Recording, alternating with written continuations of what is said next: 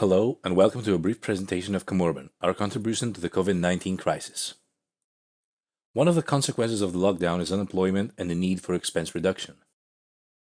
Another, equally important concern is a person's mental health. The population is experiencing stress and anguish to some extent, and it is estimated that there is an increase in the incidence of psychological disorders, especially due to the lockdown.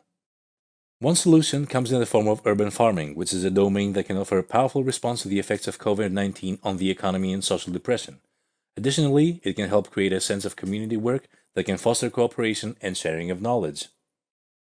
Our approach to this is Commurban, a crowdsourced mobile app that can help people grow their own food and engage with the communities at the same time. The app allows people without developed agricultural skills to search and undertake projects that interest them.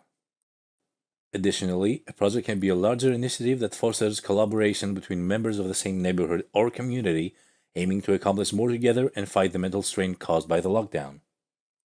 There is also a social aspect of the app, with users being able to comment on and share projects they find useful or interesting. Experts and top contributors stand out from the rest through the gamification layer, strengthening the intrinsic motivation of the users to contribute and participate more. Our next goals are to integrate Blockstack, which will be used to implement digital IDs for products, allowing for traceability features for transactions and the end users, and create a virtual marketplace where virtual coins will be powered by blockchain technologies. We'll also be re-engineering our gamification approach to fit the current climate.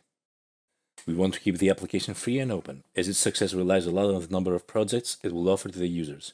A percentage fee will be charged in the new marketplace, and the possibility to introduce monthly subscriptions for featured products is under consideration.